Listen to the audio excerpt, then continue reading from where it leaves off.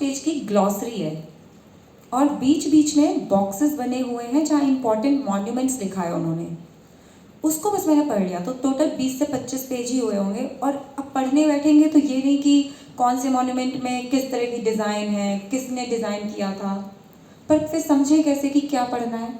जो पहले किया है ना सिलेबस पूरा एनालाइज, जब आप 10 साल के पेपर एनालाइज कर लोगे ना तो आप समझने लगोगे कि क्या पढ़ना है और क्या छोड़ना है। इसीलिए बोल रही हूँ कि खुद करिए। किसी पे अगर चाहे तो फ्रेंड्स बैठ करके ग्रुप में कर लीजिए। अब ये हो गया हिस्ट्री। मिडिवल के लिए भी वो 11th वाली जो तमिलनाडु बोर्ड की बुक है वो हो जाता है, उसमें से आप कर लीजिए। ये प्रीलिम्स में तो ठीक है, फैक्चुअल है। मेंस के लिए थोड़ा एनालिटिकल अप्रोच लगता है। उसके लिए आपको वही फिर मेंस के क्वेश्चंस आप देखो, उस डायरेक्शन में सोचो, तो वो डेवलप आपको खुद करना पड़ेगा। मेंस में बाद में आऊँगी, बुक लिस्ट बता देती हूँ। हिस्ट्री हो गया। पॉलिटी के लिए तो मुझे लगता है बोलने की ज़रूरत नहीं है, लक्ष्मीकांत। साथ में न्यूज़पेपर में इम्पॉर्टेंट ना केसेस आते हैं कि भाई सुप्रीम कोर्ट फलाने केस के बारे में ये कहता है, उस केस में उसने ये बोला। उससे क्या होगा, जब आप आंसर राइटिंग करने जाएंगे ना और आपको कोई पॉइंट लिखना होगा, जैसे एथिक्स में क्वेश्चन आते हैं कि, या पॉलिटी में कहीं पर भी क्वेश्चन आते हैं कि भाई एक रोड ब्लॉक है और लोगों को हटाना है, क्या करोगे, या कुछ भी, तो आप एक कोट कर दो कि सुप्रीम कोर्ट ने बोला है CPIM versus Bharat Kumar case में कि एक ऐसी फंडामेंटल राइट नहीं हो सकती है जहां आप दूसरों की फंडामेंटल राइट को वायलेट करें। आप जब किसी चीज़ को ब्लॉक कर देते हैं या जिससे लोगों का फ्रीडम ऑफ मूवमेंट अफेक्ट होता है, तो अभी रिसेंटली शायद सुप्रीम कोर्ट ने वो चीज़ फिर से कही। कभी भी कोई क्वेश्चन टैकल करना हो, सुप्रीम कोर्ट के केसेस लिख करके आप बहुत आसानी से वहाँ पे एक वैलिड पॉइंट दे दीजिए, क्योंकि सुप्रीम कोर्ट की बात फाइनल है इस देश में। तो बिल्कुल आप उनको कोट कर सकते हो। थोड़ा सा दिमाग खुला रखिए। अब केस को पढ़ने का मतलब ये नहीं है कि बैठ करके पूरी हिस्ट्री पढ़ने बैठ गए, किसने क्या किया, नहीं। ऑब्जर्वेशन मोटा मोटा क्या है, जैसे कि कभी कुछ दिन पहले महिलाओं को लेकर के आया था कि इवन जो लिव इन रिलेशनशिप में भी जो महिलाएं हैं वो भी डोमेस्टिक वायलेंस वाला जो एक्ट है उसके प्रोटेक्शन में उनको देना चाहिए। तो इस तरीके की चीज़ें आप, ये NDA में महिलाओं को बैठने देना चाहिए, ये चीज़ें कहाँ से निकल के आई, सुप्रीम कोर्ट के केसेस से। तो पॉलिटी में ये दो चीज़ें, और कंपाइलेशन भी मिल जाते हैं करंट अफेयर्स के आपको, उसमें से आप निकाल सकते हो। आई एम श्योर कि यहाँ पे भी मिलते होंगे, उसमें से भी ये, क्योंकि वो कवर करेंगे, इंपॉर्टेंट केसेस कवर किए जाते हैं। ये हो गई बात पॉलिटी की। पॉलिटी के बाद अब ज्योग्राफी। ज्योग्राफी के लिए देखिए 11th और 12th की NCERT 2+2 4 हैं टोटल, मोर देन इनफ है। लेकिन उसमें आपको रीडिंग बिटवीन द लाइंस करनी पड़ेगी। कंसेप्चुअल है तो कईयों का नहीं होगा भाई ज्योग्राफी का बैकग्राउंड, या 10th में हमें कुछ याद नहीं होता है। यूट्यूब पे जाइए, यूट्यूब पे सर्च कर लीजिए। सपोज आप साइक्लोन पढ़ रहे हैं तो नहीं समझ में आ रहा तो लिख दीजिए ट्रॉपिकल साइक्लोन मैकेनिज्म UPSC। जो भी वीडियो आएगा उसमें से जो आपको ऐसा लगे कि थोड़ा इंटरैक्टिव सा है, थोड़ा सा अच्छा लग रहा है देखने में, उसको देख लीजिए, देखिए, समझिए, और फिर जब पढ़ने की बारी आए तो NCERT से पढ़िए। NCERT को बहुत ध्यान से पढ़ना है। नोट्स मैं बनाने से थोड़ा बचती थी, क्योंकि अल्टीमेटली वो आप हाईलाइट करोगे, फिर जो हाईलाइटेड चीज़ें हैं उसको आप लिख लोगे, तो इससे अच्छा हाईलाइट करो फिर उसी को पढ़ लो। नोट्स मेकिंग पे भी मैं बताऊंगी कि किस तरह से नोट बनाइए। ये ज्योग्राफी की बात हो गई। ज्योग्राफी में मैपिंग इंपॉर्टेंट है, तो आप एटलस ले सकते हैं, कोई सा भी, मैंने ऑक्सफर्ड का लिया था। एनवायरनमेंट में जो बेसिक कंसेप्ट्स हैं वो आप कवर कर लीजिए। 11th की केमिस्ट्री की NCERT में 2 चैप्टर हैं, एनवायरमेंटल केमिस्ट्री पार्ट 2 में, और बायोलॉजी क्लास 12th में 4 चैप्टर्स हैं। वहाँ से कंसेप्ट पढ़िए और फिर करंट अफेयर्स पे आ जाइए। जो भी चीज़ें न्यूज़ में हैं, मतलब India rectified Kigali amendment, what is Kigali amendment, what is Montreal protocol, has India ratified, क्या उसका इम्पैक्ट है, क्या सोर्सेस हैं, कॉजेस क्या हैं, मतलब उसको होलिस्टिकली कवर करते जाइए। आप फॉरेस्ट के बारे में, जैसे एक स्टेट ऑफ फॉरेस्ट रिपोर्ट आती है, उसमें ये देखिए कि टाइप्स ऑफ फॉरेस्ट बताया गया है, जा करके NCERT से टाइप्स ऑफ फॉरेस्ट कंप्लीट कर लीजिए। ऐसे करेंगे ना तो रिविजन भी होगा, सिलेबस होलिस्टिकली कंप्लीट होगा। साइंस एंड टेक के लिए तो देखिए, अगर इंजीनियरिंग बैकग्राउंड, क्योंकि इंजीनियर्स तो बहुसंख्यक होते हैं इस कम्युनिटी में, तो यदि आप इंजीनियरिंग बैकग्राउंड के तो उतनी तकलीफ नहीं होगी, करंट अफेयर्स से काम चल जाएगा। यदि आप नॉन इंजीनियरिंग के हैं तो कुछ नहीं करना है, बेसिक साइंस सिर्फ समझनी होती है। करंट अफेयर्स में देखिए, इसरो का कोई मिशन है, अब वो बोल रहे हैं geosynchronous satellite. What is geosynchronous, what is satellite, what is the launch vehicle जिस पे वो बैठ करके जा रहा है, ये किस लिए जियो सिंक्रोनस यूज़ होती है, जियो स्टेशनरी किस लिए यूज़ होती है। ऐसे क्यूरियोसिटी के साथ डेवलप करेंगे तो हो जाएगा।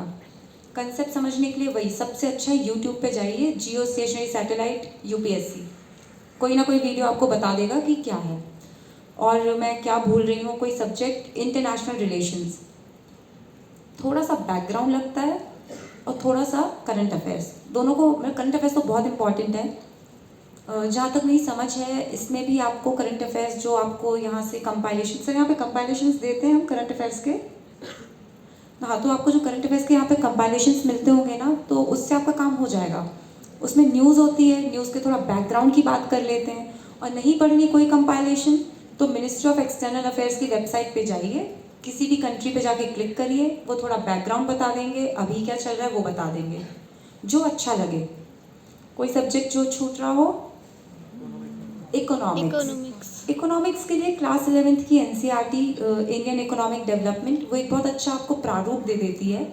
और साथ ही ये जो 12th में मैक्रो इकोनॉमिक्स है, वहाँ से कंसेप्ट उठाइए, रेपो रेट क्या है, कम ज़्यादा होता है तो कैसे होता है, मॉनेटरी पॉलिसी क्या है, मनी सप्लाई क्या है, कंसेप्ट समझिए। वो ज़्यादा रटना या ये ग्राफ वगैरह न्यूमेरिकल ये सब कुछ नहीं पूछा जाता, कंसेप्ट जो ईजिली समझ में आते हैं। अगर आपका मैथ्स बैकग्राउंड नहीं भी है तो भी आप समझ लेंगे। और यूट्यूब पे जा कर के फिर वही, नहीं समझ में आ रहा है तो सर्च करो, समझ लो, सीख लो।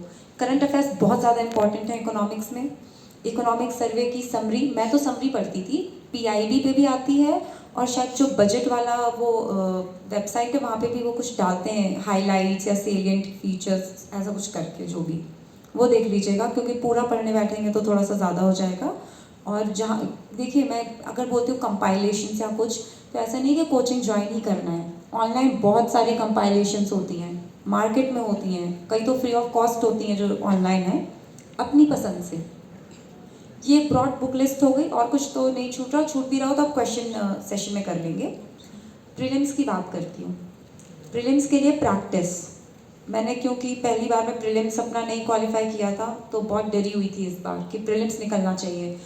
विनीत ने पहली बार में निकाला है तो वो समझते हैं कि कितनी मेहनत लगती है प्रीलिम्स में। जुलाई से मैंने भी, जुलाई अगस्त सितंबर 3 महीने लग करके, देखिए जब शुरुआत में पढ़ाई करते हैं ना, तो ये मत सोचा करिए कि प्रीलिम्स के लिए पढ़ रहे हैं या हम मेंस के लिए पढ़ रहे हैं, इंटरव्यू के लिए पढ़ रहे हैं। होलिस्टिकली पढ़िए, बस पढ़ने आए हैं। मैंने आपको जो पहले महीने में करने को बोला है, मेंस प्रीलिम्स दोनों के पेपर एनालाइज करना, तो जब भी पढ़िए पूरा पढ़िए, और फिर उन पेपर्स को देखिए कि क्या वो बन रहे हैं, करते बन रहे हैं, बन रहा है, कुछ छूट तो नहीं रहा। ऐसी प्रैक्टिस आपको करनी चाहिए। जब 3 महीने बचे हों तो सिर्फ वो पॉइंट्स रिवाइज करिए जो प्रीलिम्स में आते हैं। प्रीलिम्स थोड़ा सा फैक्चुअल होता है तो फैक्चुअल पॉइंट्स रिवाइज किए। बहुत सारी प्रैक्टिस कैसे करेंगे, मॉक टेस्ट दे के। प्रीवियस ईयर तो आपने पहले ही कर लिया, मॉक टेस्ट दीजिए। ओवर मत करिए, मैं इतनी ज़्यादा एंजाइटी में थी कि शायद 40-50 मॉक टेस्ट लगाती चली गई। 3 महीने थे तो लगाते गए। उसमें प्रॉब्लम क्या होगी, हमें सिर्फ प्रैक्टिस ये नहीं करनी कि गलती करने की प्रैक्टिस भी ना कर रहे हैं, गलती सुधारना है। एक बार आपने टेस्ट दिया, देखिए कि कौन से सब्जेक्ट, और फिर उसको एनालाइज करने का तरीका बताऊं। एक डायरी ले लीजिएगा, उसको डिवाइड कर लीजिएगा सब्जेक्ट वाइज, कौन से सब्जेक्ट में कौन सा टॉपिक गलत होता है उसकी लिस्ट बनाते जाइए। जो बार बार गलत होता है उसको अच्छे से पढ़ लीजिए, क्या आपको समझ आ जाएगी ना कि कम पढ़ाई की वजह से गलत हो रहे हैं। या देखिए, अब आजकल प्रीलिम्स थोड़ा अनएक्सपेक्टेड है ना, तो गेस वर्क होने लगा है, स्मार्ट गेस, क्योंकि 50-50 एलिमिनेशन, तो उस तरह की चीज़ें आप करते हो, तो आप प्रैक्टिस में देखो कि कहाँ एलिमिनेशन काम करता है, कहाँ एलिमिनेशन काम ही नहीं कर रहा, तो उस तरह के क्वेश्चन से बचना है। यूपीएससी की बात करूँ, कट ऑफ इतना 92 आया है, 92 पॉइंट कुछ आया इस बार, तो बेयर मिनिमम मतलब पढ़ लीजिए और बस वहाँ पे जाके अच्छा परफॉर्म करेंगे तो हो जाएगा। अननेसेसरी अटेम्प्ट करते जाएंगे तो नेगेटिव में जाएंगे।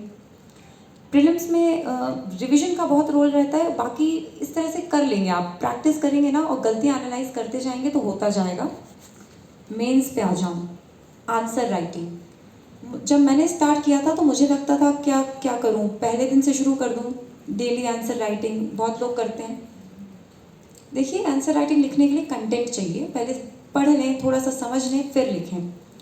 जब आप कोई टॉपिक पढ़ते हैं ना, सपोज आपने इकोनॉमिक्स का पढ़ा, बजट पढ़ लिया, प्रीवियस ईयर के क्वेश्चन उठाए बजट के, प्री के भी और मेंस के भी, तो आप प्री के क्वेश्चन लगा लिए, ठीक है, हो गया। मेंस में एक दो क्वेश्चन उठाइए, एक क्वेश्चन लिख के देखिए आराम से। और ये शुरू में क्या, ये मैं शुरुआत का बता रही हूँ कि शुरुआत में क्या करना है। एक क्वेश्चन लिखिए, 15 मिनट लेके लिखिए, 20 मिनट लेके लिखिए, उसको दोबारा सोचिए कि इसको बेहतर कैसे बना सकते थे, क्या इसमें कुछ डायग्राम आ सकता था, क्या कुछ कम कर सकते थे, कुछ बढ़ा सकते थे, ये नहीं लिखा। उसके बाद क्या करना है, दोबारा लिखो उसे, अब टाइम बाउंड तरीके से लिखो। आप जब आप इसको बार बार करेंगे ना, तो आपको सही स्ट्रक्चर एक बार में लिखने की आदत होगी। जब मैं शुरुआत में लिखती थी, 3-3 4-4 बार लिखना पड़ता था एक एक आंसर, सेटिस्फैक्शन ही नहीं होता था। जब 10-15 क्वेश्चन के साथ, और मैं रोज़ एक ही क्वेश्चन लेती थी क्योंकि एनालाइज बहुत करती थी। जब आप 10-15 बार ये कर लेंगे ना, 10-15 क्वेश्चन, उसी के बाद से आपका स्ट्रक्चर बनने लगेगा। मैंने पॉइंट वाइज स्ट्रक्चर अडॉप्ट किया, डायग्राम और जो फिगर ग्राफ वगैरह मैप बनाना चाहिए, अननेसेसरीली नहीं बना, मतलब नहीं बनाना चाहिए कि अच्छा खासा पॉइंट में लिख रहे थे तो वो गोला बना के और वो एरो बना दिया, कुछ बना दिया। वो ना हमें पढ़ने में अच्छा लगता है ना एग्जामिनर को। अगर कुछ अच्छा वो डायग्राम वहाँ पे एक्सप्रेस करे, कुछ फ्लो चार्ट दिखाए, कुछ वेन डायग्राम दिखाए, तो ठीक है। मैप तो इम्पॉर्टेंट है, जहाँ कहीं भी किसी की भी लोकेशन की बात हो तो मैप बनाइए। भारत का मानचित्र बनाने में आपको हार्डली 10 से 20 सेकंड लगने चाहिए, रफ बनाइए, वहाँ कोई आपकी ड्राइंग नहीं जज कर रहा। तो मेंस में एक ये, जब प्री हो जाए और मेंस आने वाला हो, तब टेस्ट सीरीज ले लीजिए जहाँ भी आपको अच्छा लगता हो, उससे लिखने की प्रैक्टिस आएगी। टाइम बाउंड तरीके से पढ़ने की आदत होनी चाहिए। अब तीसरी स्टेज जो इंटरव्यू है, वहाँ पे इतनी मेहनत नहीं लगती, क्योंकि वहाँ पे आपके व्यक्तित्व का परीक्षण हो रहा है। तो अपनी पर्सनालिटी को बस इम्प्रूव करना है, अपनी अवेयरनेस बढ़ानी है कि हमारे आसपास क्या हो रहा है, हमने कहाँ से कॉलेज किया था, और हमारा ऑप्शनल क्या है। ऑप्शनल से याद आया, ऑप्शनल सिलेक्ट कैसे करना होता है। आप देखोगे कि इंजीनियरिंग के बच्चे भी कई बार ह्यूमैनिटीज़ के सब्जेक्ट ले लेते हैं, और मतलब मैथ्स वगैरह भी खैर बहुत फेमस है, पर वो usually mathematical bent of mind ही ले पाते हैं। ऑप्शनल कैसे सिलेक्ट करना है, नंबर 1 इंटरेस्ट, क्योंकि पढ़ना पड़ेगा, लिखना पड़ेगा, इंटरेस्ट होना चाहिए।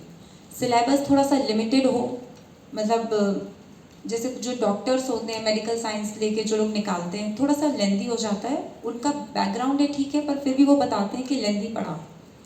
तो सिलेबस थोड़ा सा लिमिटेड हो, रिसोर्सेज अच्छे से मिल जाएं, और थोड़ा सा प्रीवियस ईयर में उसका परफॉर्मेंस ठीक ठाक रहा हो, मतलब बच्चे निकलते हों वो ऑप्शन लेकर के।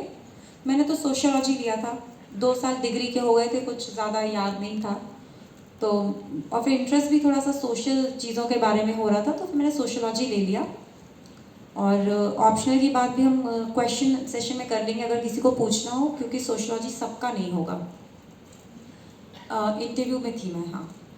इंटरव्यू में बाकी अपनी जानकारी, मैनरिज्म, जब आप वहाँ पर जाएं, आपकी ड्रेसअप ऐसी हो कि भाई आप एक ऑफिसर बनने वाले हैं, तो कैसे दिखना चाहिए आपको। जो लोग होते हैं वो काफ़ी एल्डरली हैं, एक्सपीरियंस हैं, तो मैनरिज्म आपकी एक politeness in your behaviour, don't interrupt, don't argue, give your arguments with logic, but don't just be rude with them or just run behind a fact or something. इस तरीके का अगर आप रखेंगे, थोड़ा out of the box solution. जैसे मुझसे पूछा मध्य प्रदेश टूरिज्म, तो मैंने बोला बहुत सारे फोर्ट हैं यहाँ पे, तो एक रॉयल वेडिंग डेस्टिनेशन भी बना सकते हैं इसको, और बना भी रहे हैं।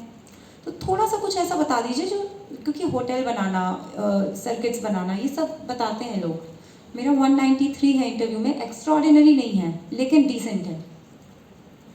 अब इन सब के बाद में कुछ मैं टिप्स दे देती हूँ। सबसे पहले तो बैलेंस बनाना है हर सब्जेक्ट में। अगर आप में से किसी ने मेरी मार्कशीट देखी होगी तो आपको कहीं मार्क्स बहुत ज़्यादा या बहुत कम नहीं मिलेंगे, एक अबव एवरेज आपको हर जगह मिल जाएगा, कहीं पे गुड होगा, कहीं मतलब बैलेंस है। कौन से साल कौन सा सब्जेक्ट इजी आएगा, कौन सा टफ आएगा, आपको नहीं मालूम, आपको पूरी तरह से तैयार रहना है। अब मेहनत की बात करें, मेहनत इस एग्ज़ाम में इतना सिलेबस है कि बिना मेहनत के तो वो कवर होने ही नहीं वाला। 3 स्टेजेस हैं, सिलेबस का लगभग हर पहलू वो छू लेते हैं, कहीं कोई प्रीलिम्स में, कहीं कोई मेंस में। पूरा सिलेबस करिए, कोशिश करिए, देखिए कुछ छोटे मोटे टॉपिक छूट जाए कोई बात नहीं। और तो ये एक बात हो गई कि आप सिलेबस को कॉम्प्रिहेंसिवली कवर करें। उसके लिए मैंने 2 साल पढ़ाई की, 1 साल तो तैयारी और 1 साल में ये एग्ज़ाम ही ले लेता है। 8 से 10 घंटे मैंने रोज़ पढ़ाई की है। दिन को छोटे छोटे टुकड़ों में बांट लीजिए। शुरुआत में थोड़ा मन ज़्यादा लगता है, 4 घंटे, फिर 2 घंटे का ब्रेक ले लिया, लंच कर लिया, थोड़ा सा फ्रेशन अप हो गए, फिर 2 घंटे पढ़े, फिर रेस्ट किया। विनीत ने बहुत अच्छी बात बोली कि जब आप शुरू करें मन नहीं लगेगा तो 45 मिनट्स 15 मिनट्स वाला धीरे धीरे ना फिर बैठने की आदत डालिए कि 3 घंटे बैठ के एक जगह आप दिमाग लगा सकें। एग्ज़ाम में क्योंकि लगाना है, वहाँ पे फिर कोई वो नहीं है कि मैं 45 मिनट्स लिखूंगा फिर 15 मिनट बाहर घूमूंगा, वो वहाँ नहीं चल जाएगा, नहीं चल सकता ना। तो आपको वहाँ पर ये चीज़, और मुझे लगता है विनीत ने भी ये किया होगा कि लास्ट में तो अपने आप ही बढ़ जाता है वो।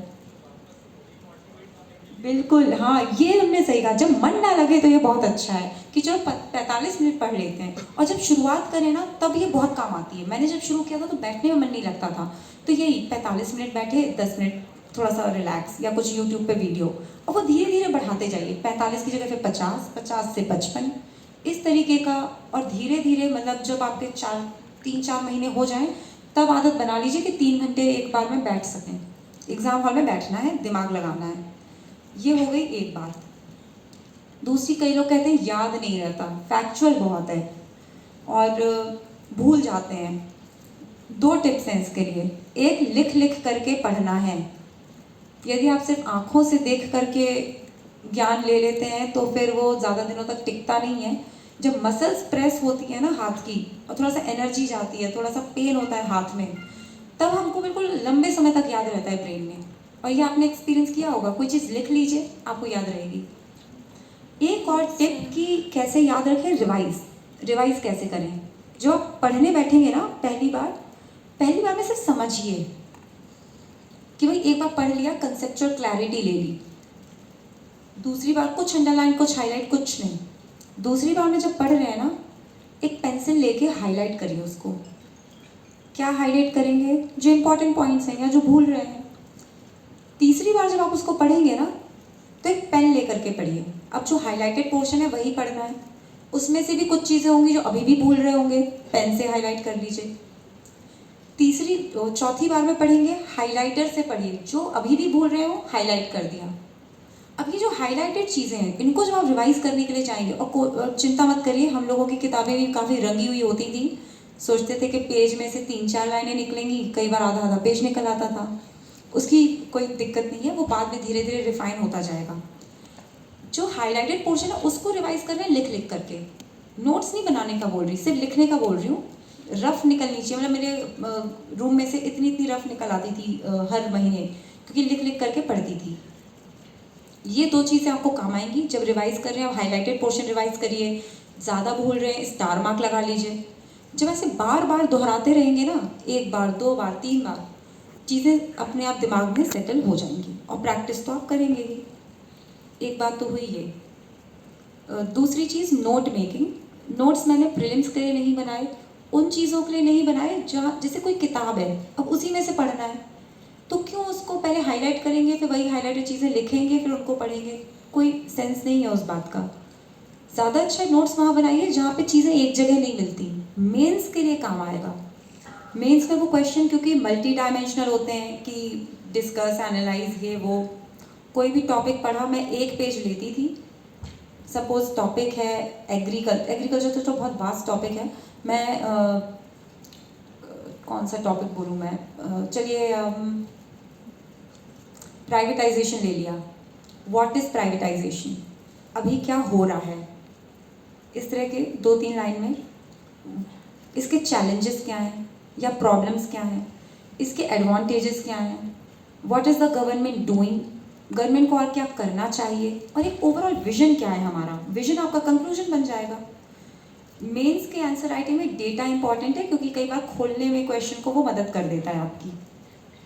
तो क्या करना है, शीट्स लीजिए, हाफ में डिवाइड करिए, एक लिखिए एजुकेशन, विमेन, जो डेटा मिले, डेटा अच्छी क्वालिटी का, ये उल्टे सीधे सोर्सेस नहीं। यूनाइटेड नेशंस के जो आते हैं, यूएनईपी, यूनिसेफ, जैसे यूनिसेफ का कोई डेटा आ गया एजुकेशन पे, एसर की रिपोर्ट है, मिनिस्ट्री ऑफ अर्थ साइंसेज का एनवायरनमेंट को लेकर के, ऐसे WHO का कोई रिपोर्ट है, ऐसे डेटा यूज़ करिए, इकोनॉमिक सर्वे का डेटा यूज़ करिए, बजट का डेटा यूज़ करिए और कोट करिए कि according to economic survey this.